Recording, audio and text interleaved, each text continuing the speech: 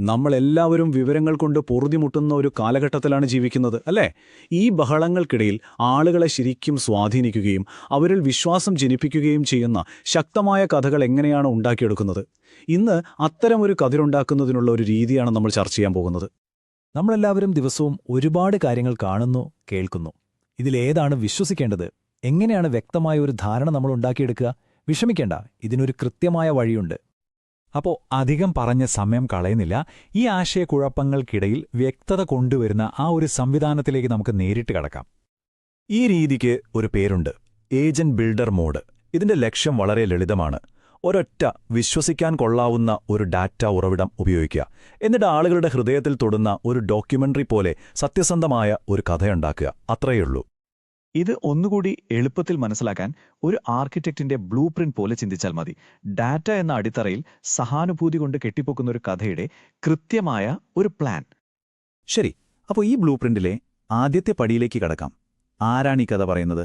ആ ആഖ്യാതാവ് എങ്ങനെ ഒരാളായിരിക്കണം? നോക്കൂ, ഒരു മികച്ച ആഖ്യാതാവിന് ചില പ്രത്യേക ഗുണങ്ങൾ വേണം. അവർ രാഷ്ട്രീയത്തിൽ നല്ല അറിവും അനുഭവപരിചയവുമുള്ള ആളായിരിക്കണം. സംസാരിക്കുമ്പോൾ ഒരുതരം ശാന്തതയും ആധികാരികതയും നമുക്ക് അനുഭവപ്പെടണം. വ്യക്തികളെ കുറ്റപ്പെടുത്തുന്നതിനു പകരം പ്രശ്നങ്ങളുടെ യഥാർത്ഥ കാരണങ്ങളായ സിസ്റ്റങ്ങളെക്കുറിച്ചാണ് അവർ സംസാരിക്കേണ്ടത്. ഏറ്റവും പ്രധാനമായി, അവർ എപ്പോഴും പക്ഷം പിടിക്കാതെ പൊതുവായ നന്മയെക്കുറിച്ച് സംസാരിക്കുന്നവരായിരിക്കണം. ഈ ഒരൊറ്റ വാചകം കേട്ടുനോക്കൂ: കണക്കുകളിൽ കാർക്കശ്യം, മനുഷ്യരോട് സൗമ്യത. ഇതില് ആ ആഖ്യാതാവിന്റെ മുഴുവൻ തത്വചിന്തയുമുണ്ട്. ഡാറ്റയും വസ്തുതകളും അവതരിപ്പിക്കുമ്പോൾ ഒരു വിട്ടുവീഴ്ചയും പാടില്ല.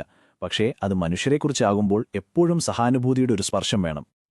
ആഖ്യാതാവിനെ തീരുമാനിച്ചാൽ മാത്രം പോരല്ലോ, കഥ പറയുന്നതിനും ഒരു കൃത്യമായ ഘടനയുണ്ട്.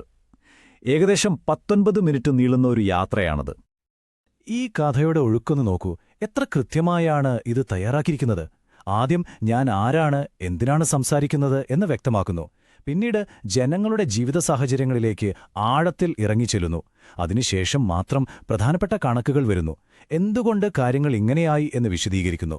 ഒടുവിൽ പ്രായോഗികമായ പരിഹാരങ്ങളും ഭാവിയെക്കുറിച്ചുള്ള ഒരു കാഴ്ചപ്പാടും നൽകി അവസാനിപ്പിക്കുന്നു. ഒരു നല്ല കഥാപാത്രവും കൃത്യമായ ഘടനയും മാത്രം മതിയോ? പോരാ. ഈ സംവിധാനത്തിന്റെ ഏറ്റവും വലിയ ശക്തി അതിന്റെ നിയമങ്ങളാണ്. ഒരിക്കലും ലംഘിക്കാൻ പാടില്ലാത്ത ചില നിയമങ്ങൾ. ഇവിടെ അച്ചടക്കത്തിന് 2 ശക്തമായ തൂണുകളുണ്ട്. ഒന്നാമത്തേത്, ഒരു വിവരവും പുറത്തുനിന്ന് എടുക്കരുത്.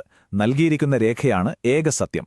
രണ്ടാമത്തേത്, ആശയക്കുഴപ്പമുണ്ടാക്കുന്ന സാങ്കേതിക പദങ്ങൾ ഒഴിവാക്കുക. ആളുകൾക്ക് മനസ്സിലാവുന്ന ഭാഷയിൽ സംസാരിക്കുക. ഇത് സത്യസന്ധതയും ലാളിത്യവും ഒരുപോലെ ഉറപ്പാക്കുന്നു.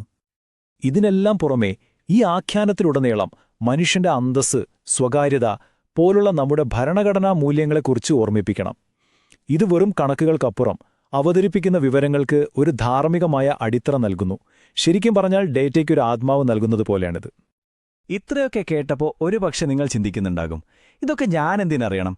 ഇത് നമ്മുടെ ജീവിതത്തിൽ എങ്ങനെയാണ് പ്രസക്തമാകുന്നത്? നമുക്ക് നോക്കാം, കാര്യമുണ്ട്. അപ്പോൾ ഇതിൽ നിന്നുള്ള പ്രധാന പാഠം എന്താണ്? ഒന്നാമതായി, ആശയവിനിമയത്തിൽ അച്ചടക്കം എത്ര പ്രധാനമാണെന്ന് ഇത് നമ്മളെ പഠിപ്പിക്കുന്നു. വെറുതെ എന്തും വിളിച്ചു പറയുന്നതിന് പകരം കൃത്യമായ ഡേറ്റയെ മാനുഷിക മൂല്യങ്ങളുമായി ബന്ധിപ്പിക്കുന്നു. സുതാര്യവും ഉത്തരവാദിത്തമുള്ളതുമായ ഒരാശയവിനിമയ രീതിക്ക് ഇതൊരു മികച്ച ഉദാഹരണമാണ്. ഓർക്കുക, വിശ്വാസമെന്നത് വസ്തുതകളിൽ നിന്ന് പടുത്തുയർത്തേണ്ട ഒന്നാണ്. വിദഗ്ധർ എങ്ങനെയാണ് നമ്മളോട് സംസാരിക്കുന്നതെന്നും അവരുടെ ആശയങ്ങൾ എങ്ങനെയാണ് രൂപപ്പെടുത്തുന്നതെന്നും മനസ്സിലാക്കുന്നത് ഇന്നത്തെ കാലത്ത് വളരെ അത്യാവശ്യമാണ്. ഇത് കേൾക്കുന്ന ഓരോ വിവരത്തെയും വിമർശനാത്മകമായി വിലയിരുത്താൻ നമ്മളെ ശക്തരാക്കും. ഞാനൊരു ചോദ്യം ചോദിച്ച് അവസാനിപ്പിക്കാം. ഇതാണോ വിശ്വസനീയമായ ആശയവിനിമയത്തിന്റെ ഭാവി?